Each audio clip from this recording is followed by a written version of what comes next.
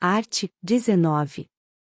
Sem prejuízo da possibilidade de adoção de todas as faixas de receita previstas nos anexos IV desta lei complementar, os estados cuja participação no Produto Interno Bruto brasileiro seja de até 1%, poderão optar pela aplicação de sublimite para efeito de recolhimento do ICMS na forma do Simples Nacional nos respectivos territórios, para empresas com receita bruta anual de até R$1.800.000, R$1.800.000. Redação dada pela Lei Complementar nº 155, de 2016, produção de efeito.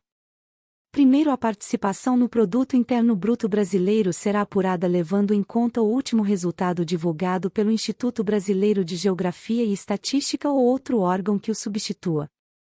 Segundo, a opção prevista no caput produzirá efeito somente para o ano calendário subsequente, salvo deliberação do CGSN. Redação dada pela Lei Complementar nº 155, de 2016, produção de efeito. Terceiro, o disposto neste artigo aplica-se ao Distrito Federal.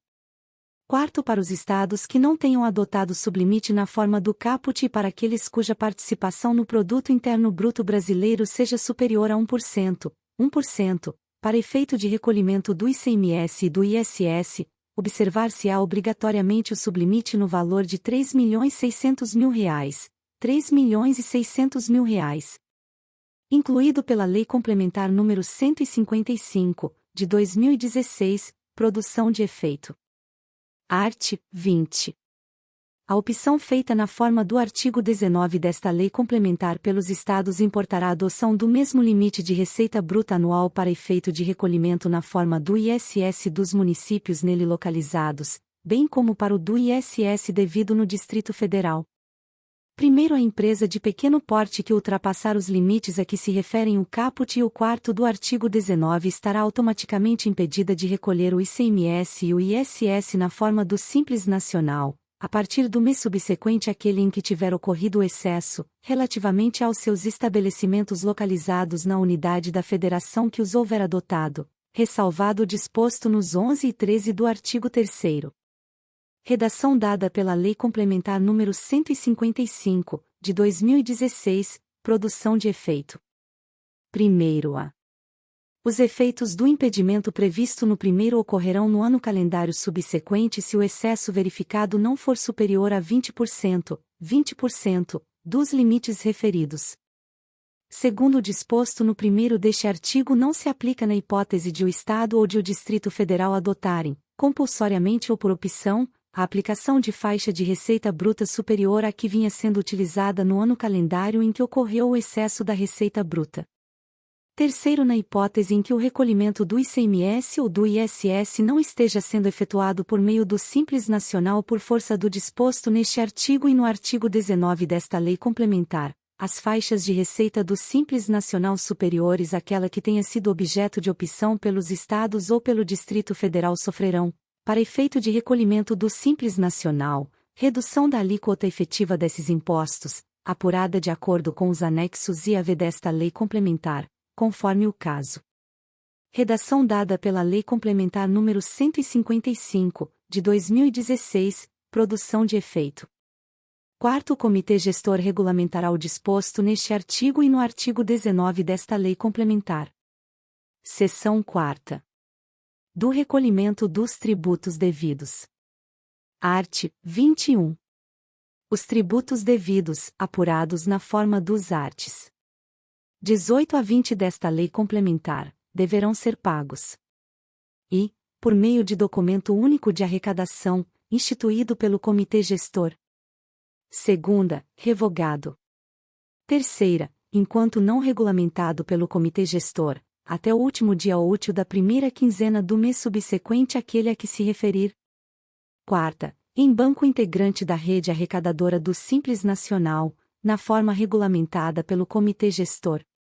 Primeiro, na hipótese de a microempresa ou a empresa de pequeno porte possuir filiais, o recolhimento dos tributos do Simples Nacional dar-se-á por intermédio da matriz. Segundo, poderá ser adotado o sistema simplificado de arrecadação do Simples Nacional, inclusive sem utilização da rede bancária, mediante requerimento do Estado, Distrito Federal ou município ao Comitê Gestor, Terceiro, o valor não pago até a data do vencimento sujeitar-se-á à incidência de encargos legais na forma prevista na legislação do Imposto sobre a Renda. Quarto, a retenção na fonte de ISS das microempresas ou das empresas de pequeno porte optantes pelo Simples Nacional somente será permitida se observado o disposto no artigo 3º da Lei Complementar no 116, de 31 de julho de 2003, e deverá observar as seguintes normas.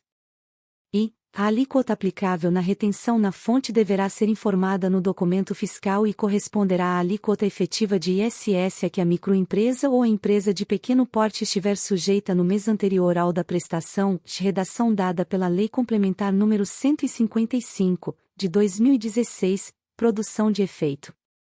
Segunda, na hipótese de o serviço sujeito à retenção ser prestado no mês de início de atividades da microempresa ou da empresa de pequeno porte, deverá ser aplicada pelo tomador a alíquota efetiva de 2%, redação dada pela Lei Complementar nº 155, de 2016, produção de efeito. Terceira, na hipótese do inciso 2º deste parágrafo, constatando-se que houve diferença entre a alíquota utilizada e a efetivamente apurada, caberá à microempresa ou empresa de pequeno porte prestadora dos serviços efetuar o recolhimento dessa diferença no mês subsequente ao do início de atividade em guia própria do município.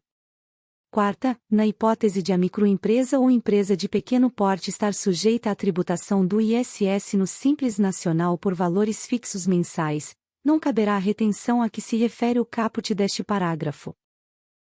Na hipótese de a microempresa ou a empresa de pequeno porte não informar a alíquota de que tratam os incisos I e segunda deste parágrafo no documento fiscal, aplicar-se-á a alíquota efetiva de 5%, redação dada pela Lei Complementar nº 155, de 2016, produção de efeito.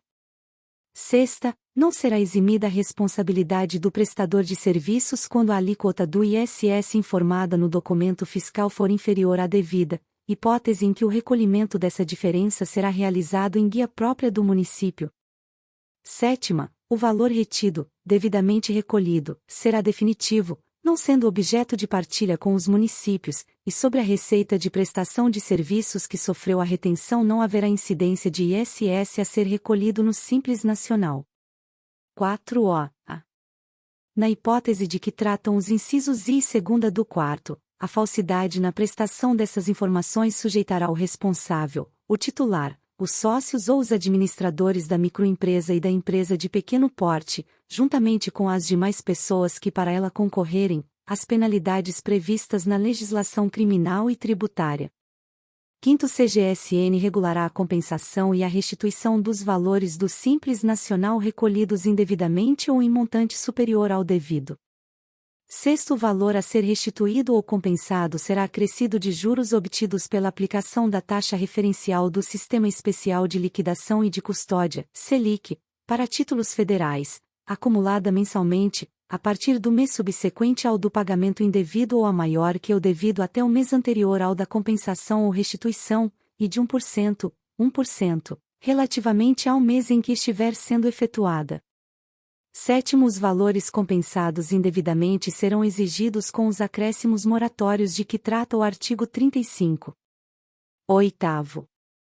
Na hipótese de compensação indevida, quando se comprove falsidade de declaração apresentada pelo sujeito passivo, o contribuinte estará sujeito à multa isolada aplicada no percentual previsto no inciso I do caput do artigo 44 da Lei no 9.430, de 27 de dezembro de 1996, aplicado em dobro, e terá como base de cálculo o valor total do débito indevidamente compensado.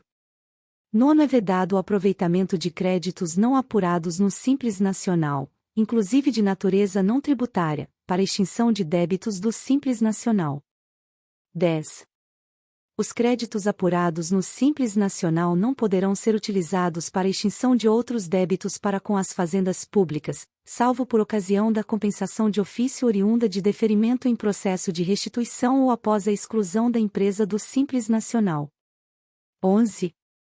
No Simples Nacional, é permitida a compensação tão somente de créditos para extinção de débitos para com o mesmo ente federado e relativos ao mesmo tributo.